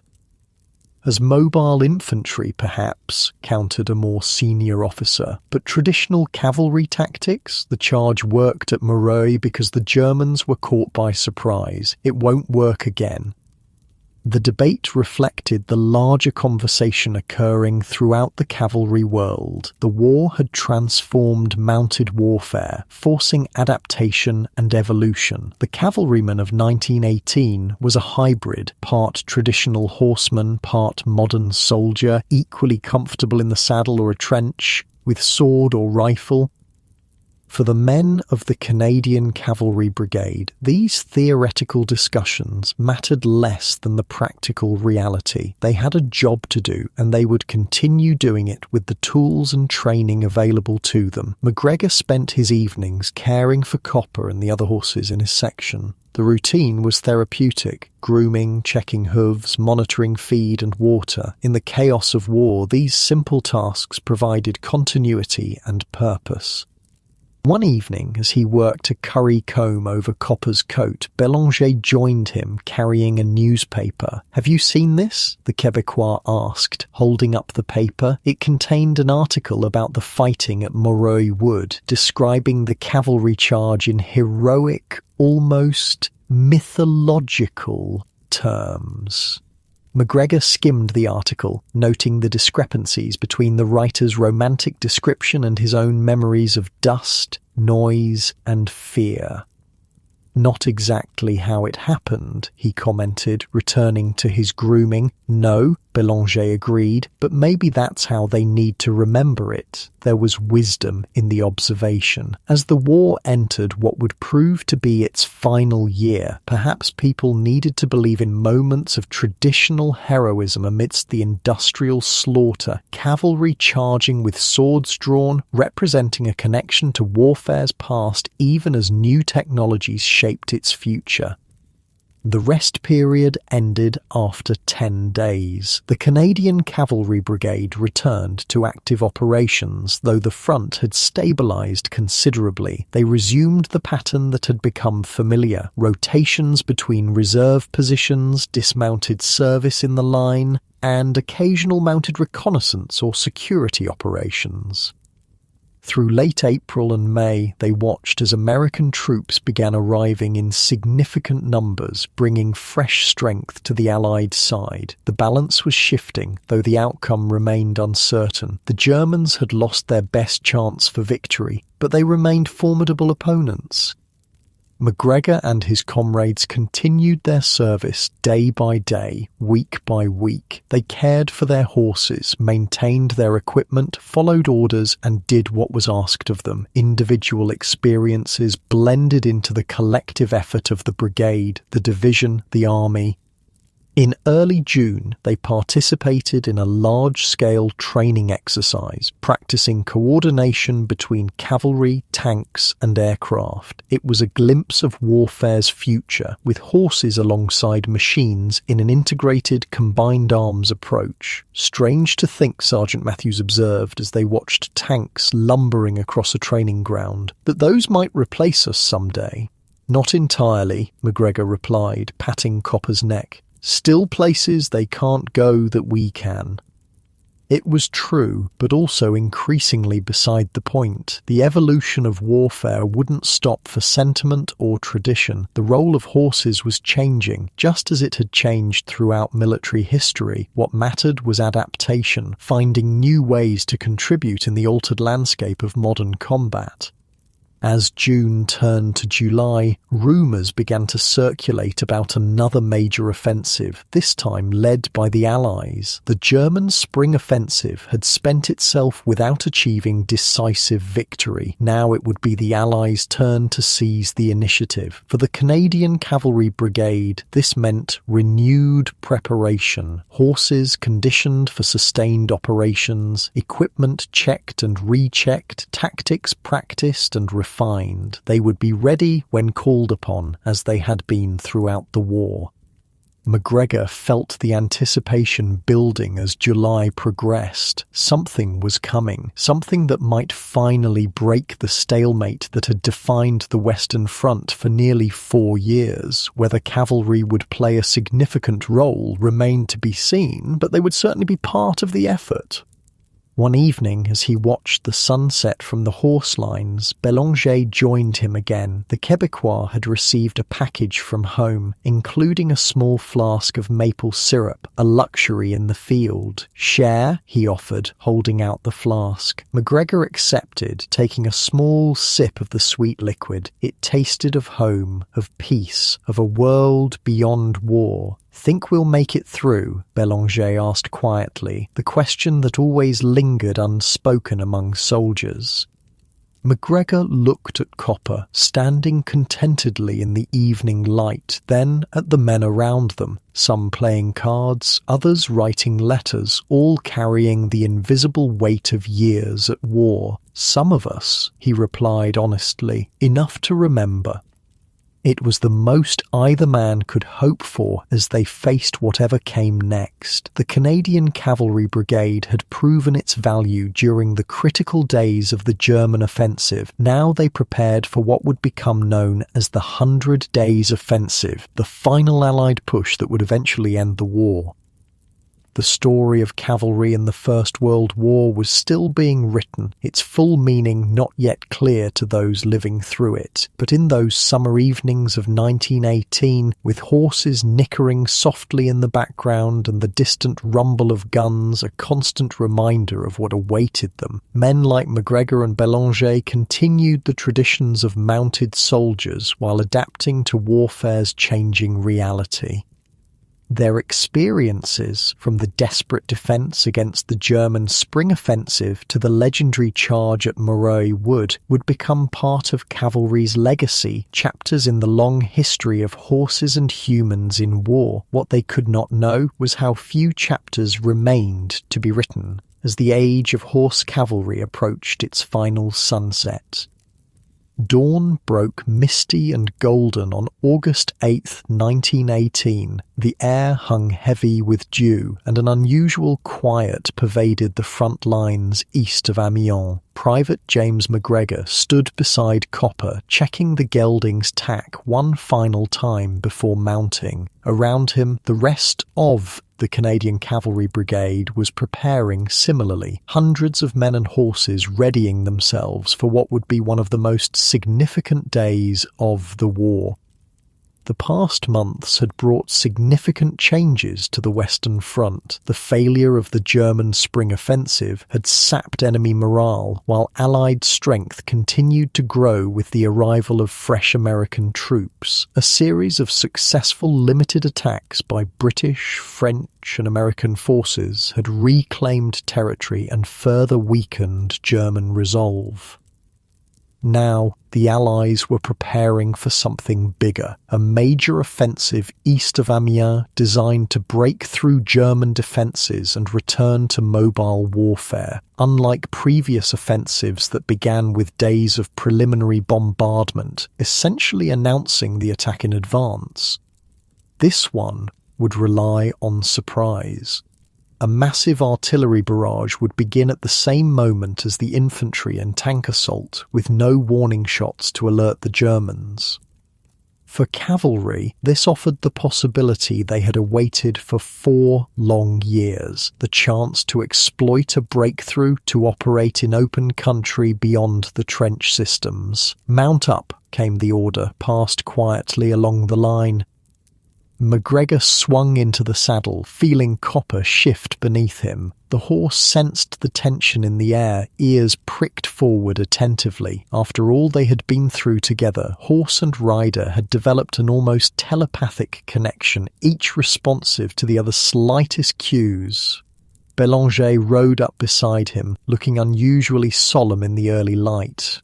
"This feels different," the Québécois said quietly. McGregor nodded. There was a sense of anticipation unlike anything they had experienced before, a collective feeling that today might bring significant change after years of grinding stalemate. At precisely 4:20 a.m., the silence shattered as hundreds of Allied guns opened fire simultaneously. The sound was overwhelming, a continuous rolling thunder that seemed to shake the very earth. Under cover of this barrage, infantry and tanks began advancing through the morning mist toward the German lines. The Canadian Cavalry Brigade, along with other mounted units, waited in reserve. Their role would come later, if and when the infantry secured a breakthrough. For now, they maintained position, horses growing increasingly nervous under the artillery's continuous roar. "Easy, boy," McGregor murmured to Copper, stroking the gelding's neck. "Not our turn yet." The first reports began filtering back within hours. The attack was succeeding beyond expectations. German defences, thinned by months of casualties and low morale, were collapsing in many sectors. Allied tanks, operating in unprecedented numbers, were punching holes through enemy lines. Infantry was advancing steadily, bypassing strong points rather than becoming bogged down in costly frontal assaults. By mid-morning, the order came. "Cavalry forward!" The brigade moved out in column formation, passing through gaps created by the advancing infantry and tanks. As they rode, McGregor witnessed scenes unlike anything he had seen since the war's early days, a battlefield in fluid motion rather than frozen in trench lines. Columns of prisoners streamed rearward, hundreds, then thousands of German soldiers, many looking relieved that their war was over. Allied artillery moved forward to new positions, horses straining to pull the heavy guns through churned earth. Supply vehicles, ambulances and staff cars created congestion on the few intact roads, while across the fields infantry continued to advance. The Canadian Cavalry Brigade pushed forward, maintaining formation despite the challenging terrain. Their objective was ambitious: to reach the old Amiens outer defence line, which would represent an advance of nearly 8 miles in a single day. As they rode, the signs of breakthrough became increasingly evident. Abandoned German positions, hastily discarded equipment, field kitchens with food still cooking, all indicated an enemy in retreat rather than conducting an orderly withdrawal. By early afternoon, they encountered their first significant resistance, a German rearguard position anchored on a small village with machine guns covering the approaches. The brigade commander quickly assessed the situation and issued orders. Lord Strathcona's horse will dismount and suppress enemy fire from the north. Royal Canadian Dragoons will circle south and cut off their retreat. Fort Garry Horse remains in reserve. MacGregor and his squadron dismounted, leaving one man in 4 to hold the horses. With rifles in hand, they advanced in open order, using folds in the terrain for cover. It was a tactic they had practiced countless times, the fluid transition from mounted to dismounted action that defined modern cavalry. The German resistance was determined but brief. Caught between dismounted Canadian cavalry on one side and mounted troops threatening their escape route on the other, the rearguard surrendered after less than an hour of fighting. "That's how it's done," Sergeant Matthews said, with satisfaction as they rounded up prisoners. Mobility and firepower together. The brigade pushed on, continuing their advance through the afternoon. They passed through areas untouched by war for years, farms with standing crops, orchards heavy with summer fruit, villages that had been behind German lines since 1914. It was a strange experience after so long in the devastated landscape of the front.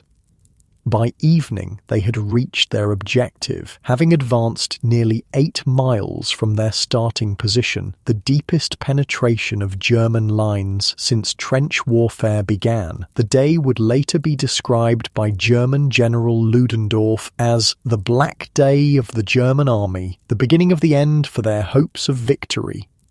As darkness fell, the Canadian Cavalry Brigade established a defensive perimeter, prepared for potential counterattacks that never materialized. The Germans were retreating all along the front, their forces disorganized and morale crumbling. MacGregor tended to Copper with special care that night. The horse had performed admirably throughout the long day and now deserved rest and attention. Around them, other cavalrymen did the same, the evening ritual of horse care continuing despite the historic nature of the day's events. "We might actually win this thing," Bélanger said as they shared rations beside a small fire. "Not just the battle, the war." MacGregor nodded, allowing himself to consider the possibility for perhaps the first time, might at that. The success of the Battle of Amiens marked the beginning of what would become known as the 100 Days Offensive, the final Allied push that would eventually end the war. For cavalry, it brought a return to the mobile operations they had trained for, though in a form different from pre-war expectations. Throughout August and September, the Canadian Cavalry Brigade remained actively engaged as the Allied advance continued. They performed reconnaissance, pursued retreating enemy forces, secured objectives ahead of the infantry, and occasionally engaged in direct combat when necessary. There were no more dramatic charges like Moreuil Wood. Both sides had learned too much about the devastating effect of machine guns on mounted troops. Instead, cavalry operated as a highly mobile force that could switch between mounted and dismounted action as the situation required. By late September, the Germans were in retreat all along the Western Front, falling back to prepared defensive positions but unable to halt the Allied momentum. The psychological impact of seeing Allied cavalry operating freely behind what had once been secure German territory further damaged enemy morale. On September 28th, MacGregor found himself in a position he could scarcely have imagined a year earlier, riding through a Belgian village that had just been liberated after 4 years of German occupation. The reception was emotional, civilians emerging from homes to cheer the passing cavalrymen, offering water, food, and flowers. "Merci, merci," called an elderly woman, pressing a small loaf of bread into MacGregor's hand as he rode past. Such moments provided powerful reminders of why they were fighting, not for territory or strategic advantage, but for people who had endured years of occupation. The brigade pushed on, maintaining the advance despite increasingly difficult autumn weather. Rain turned roads to mud, fields became quagmires, and both men and horses suffered in the cold, wet conditions. Yet they continued forward, part of the relentless Allied pressure that was gradually forcing Germany toward acceptance of defeat. By mid-October, signs of the war's approaching end were increasingly evident. German forces continued to retreat, though still fighting rearguard actions. Political upheaval within Germany weakened support for continuing the conflict, and peace feelers were being extended through diplomatic channels.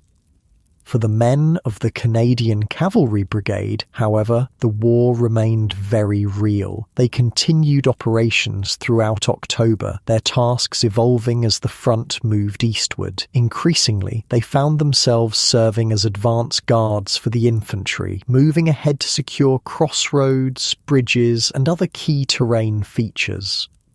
On October 20th, MacGregor's squadron was assigned to secure a crossing over a small river ahead of the advancing infantry. They approached cautiously, aware that such obvious choke points were often defended. Their caution proved warranted. As the lead elements neared the bridge, German machine guns opened fire from prepared positions on the far bank. Several horses and riders fell in the initial burst, while others sought cover in a drainage ditch beside the road. "Dismount and suppress," ordered the squadron commander. "First troop work around to the north, see if there's another crossing point." MacGregor slid from the saddle, sending Copper rearward with the horse holders while he took position with his rifle. The familiar weight of the Lee Enfield was reassuring as he settled into a firing stance and began placing careful shots toward the German positions. For the next hour, a firefight raged across the river. The Canadian cavalrymen, well trained in dismounted action, gradually gained fire superiority, forcing the German gunners to keep their heads down. Meanwhile, the flanking troop located a fordable section upstream and crossed, threatening the defenders from behind.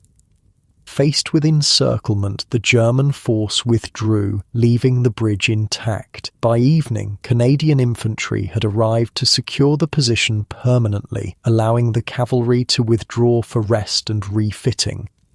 It had been a typical action for cavalry in the war's final phase, using mobility to reach a critical point quickly, fighting dismounted when necessary, then returning to horses for the next mission. The days of massed cavalry charges were gone, but the value of mounted troops for specific missions remained clear.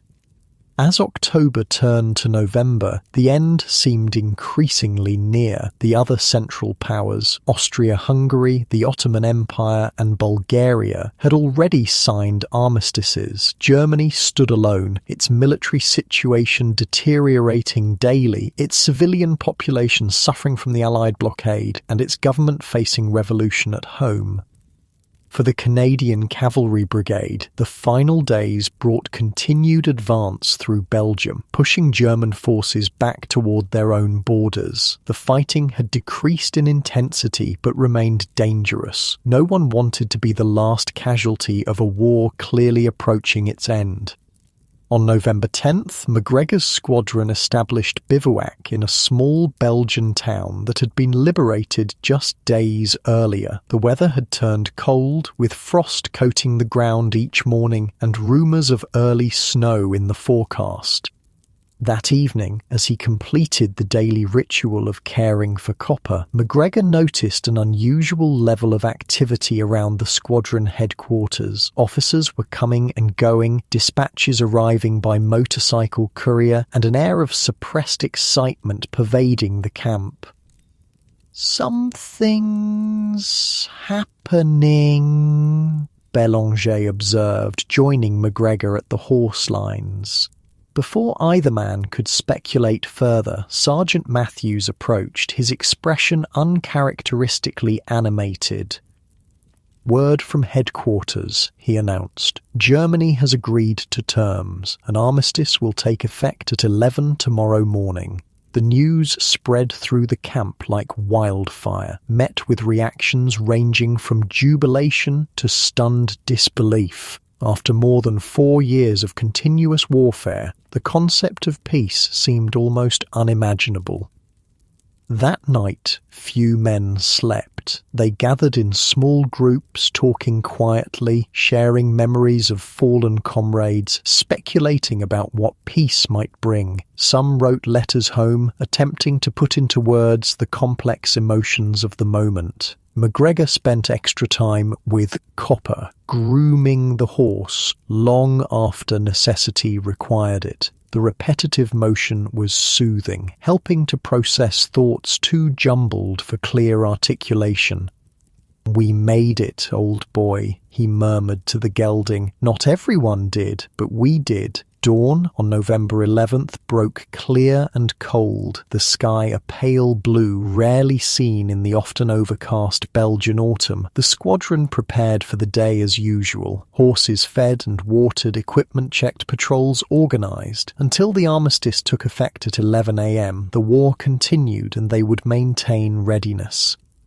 McGregor rode with a small patrol that morning, scouting roads to the east where German forces were reportedly withdrawing. The countryside was eerily quiet, with little evidence of the enemy that had occupied this territory for years.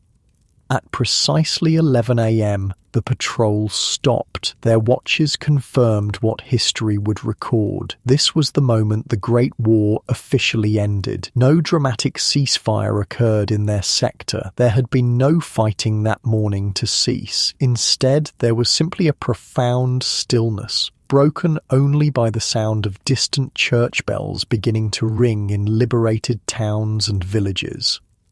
"That's it then," said the patrol leader, a young lieutenant who had joined the regiment in 1917. "It's over." The words seemed inadequate to the magnitude of the moment, yet what else could be said? After 51 months of unprecedented slaughter, after the deaths of millions and the suffering of millions more, after the transformation of warfare and the redrawing of maps, it had simply ended.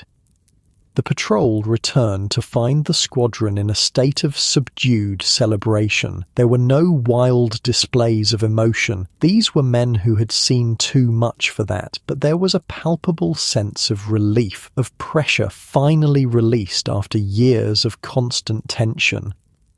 In the days that followed, the reality of peace gradually settled in. The Canadian Cavalry Brigade, like other units, received orders to hold position rather than continue advancing. The fighting was over, but military occupation of former German territory would continue until formal peace treaties were signed. For cavalry, the post-war period brought immediate practical challenges. Horses required the same care in peace as in war: feeding, grooming, exercise, veterinary attention. But now these activities took place in a changed context, with the urgent pressure of combat operations removed. As November progressed, thoughts increasingly turned to home. When would they return to Canada? What would await them there?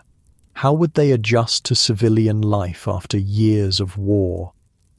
For some, there was also uncertainty about the fate of their horses. Military regulations allowed officers to purchase their mounts, but for other ranks, the future of their equine partners remained unclear. Would the animals be shipped back to Canada, sold locally, transferred to other military units? MacGregor found himself increasingly concerned about Copper's fate. The bond between them had deepened through shared danger and daily care until it transcended the simple relationship of soldier and equipment. The horse was a comrade, a partner who had carried him through some of the most significant experiences of his life. In early December, the squadron commander called MacGregor to his temporary office in a requisitioned Belgian home. "Private MacGregor," the officer began, "I understand you've been inquiring about purchasing your mount." "Yes, sir," MacGregor replied, "if that's possible." The commander studied him thoughtfully. "Officially, only officers have that privilege. However," he paused, shuffling papers on his desk, "there are provisions for recognition of exceptional service. Your record with the regiment has been exemplary." He pushed a document across the desk. "This authorizes the transfer of ownership of Cavalry Mount C227, Copper, to you at a nominal fee. Consider it recognition for your service." MacGregor stared at the paper, momentarily speechless. "Thank you, sir. Thank you." The commander nodded, a small smile breaking through his usual reserve. "Take good care of him. He's earned a peaceful retirement." Not all cavalrymen were so fortunate. Many horses were indeed sold locally or transferred to other units rather than making the long journey back to Canada. For some men, saying goodbye to animals they had cared for daily was one of the war's final heartbreaks. As 1918 drew to a close, the Canadian Cavalry Brigade began the process of demobilisation. It would be months before all troops returned home, with occupation duties and administrative requirements delaying their departure from Europe. During this period of waiting, the men had time to reflect on their experiences and the changing nature of warfare they had witnessed. Conversations often turned to the future of cavalry in light of the war's lessons. "Tanks will replace us eventually," predicted a sergeant during an evening discussion in late December. "More firepower, more protection." "Maybe," Belanger countered, "but they break down, get stuck in mud, can't go everywhere a horse can." "It'll be a mix," offered Sergeant Matthews, drawing on his pipe. "Horses for some jobs, machines for others, at least for a while." History would prove him partially right. While the era of horse cavalry was indeed approaching its end, mounted troops would continue to serve in various capacities through the interwar years and even into World War II, but the large-scale mounted operations that had defined cavalry for centuries would never return. For MacGregor, such abstract discussions mattered less than the practical reality of his future with Copper. Arrangements had been made to transport the horse back to Canada along with MacGregor's unit, an unusual concession that reflected both the squadron commander's influence and recognition of exemplary service. In January 1919, as preparations for their return journey were finalised, MacGregor took Copper for a long ride through the Belgian countryside. The winter landscape was starkly beautiful, bare trees etched against grey skies, fields resting under a light dusting of snow. They rode past villages still showing the scars of war, but beginning the process of rebuilding. Farmers were already preparing for spring planting, determined to restore productivity to land that had seen only destruction for years. It was hard to reconcile this peaceful scene with the memories of the past 4 years, the noise, the fear, the constant presence of death. The transition from war to peace would take time, not just for damaged landscapes, but for the men who had fought across them. As they crested a small hill, MacGregor halted, looking back over the terrain they had traversed. From this vantage point he could see for miles rolling farmland, small villages with church spires, and in the far distance the faint outline of a city. It struck him that this view, the ability to see and understand the larger landscape, represented one of cavalry's enduring contributions to the war effort. Even as technology had changed the nature of combat, mounted troops had provided essential mobility and situational awareness in a conflict often characterized by confusion and limited visibility. At Moreuil Wood, at Rifle Wood during the 100 Days Offensive and countless smaller actions, cavalry had used its inherent mobility to reach critical points quickly, to gather intelligence, to exploit opportunities. They had adapted to the realities of modern warfare while maintaining the traditional strengths of mounted troops. McGregor patted Copper's neck, feeling the strong muscles beneath his hand. "We did our part, didn't we, boy?" The horse nickered softly in response, perhaps sensing his rider's reflective mood. For a moment they remained motionless on the hilltop, silhouetted against the winter sky, man and horse, representatives of a military tradition reaching back thousands of years, now standing at the threshold of a new era. In February 1919, McGregor, Copper and the rest of their unit finally departed for Canada. The journey was long, first by train to a channel port, then by ship across the Atlantic, and finally by train again to their destination in Saskatchewan. Throughout the voyage, McGregor maintained his routine of daily care for Copper, ensuring the horse weathered the journey in good condition. Other surviving cavalry mounts travelled with them, destined for farms, ranches, and in some cases continued service with Canadian Mounted Police units. When they finally arrived home in early March, a small ceremony marked the regiment's return. Families gathered to welcome loved ones who had been away for years. There were tears, embraces, moments of joy tinged with the awareness of those who would never return. McGregor's parents met him at the station, his father proudly wearing his own medals from earlier service. They had arranged for transportation of Copper to their small farm, where the horse would live out his days in peace, a living reminder of their son's service and the bond forged in war. As spring arrived, bringing new growth to the Saskatchewan prairie, McGregor began the process of reintegration into civilian life. The transition was not always easy. Nightmares sometimes disturbed his sleep, bringing back memories of artillery barrages and machine gun fire. Certain sounds, a car backfiring, thunder during a storm, could trigger momentary returns to combat alertness. But there were also elements that eased the adjustment. Daily work on the farm provided structure and purpose. Family offered support and understanding, and Copper's presence gave continuity, a living connection to experiences that often seemed increasingly distant and dreamlike. On pleasant evenings, McGregor would sometimes ride across the family's land, Copper moving with the smooth gait that had carried him through years of war. These quiet rides became a form of therapy, a way of processing memories and gradually reconciling the soldier he had been with the civilian he was becoming. During one such ride in late April, he encountered Bélanger, who had settled on neighbouring land after receiving a veteran's land grant. The Québécois had also managed to bring his mare home, and the two former cavalrymen often rode together, sharing memories and observations that civilians couldn't fully understand. "Saw in the newspaper that Flowerdew got the Victoria Cross," Bélanger mentioned as they rode side by side across a rolling meadow. Posthumous, of course. McGregor nodded. Lieutenant Gordon Flowerdew's leadership during the charge at Moreuil Wood had indeed been recognised with Britain's highest military honour, acknowledging his courage and the tactical importance of that action. "Deserved it," McGregor replied simply. "Change the course of that whole battle?"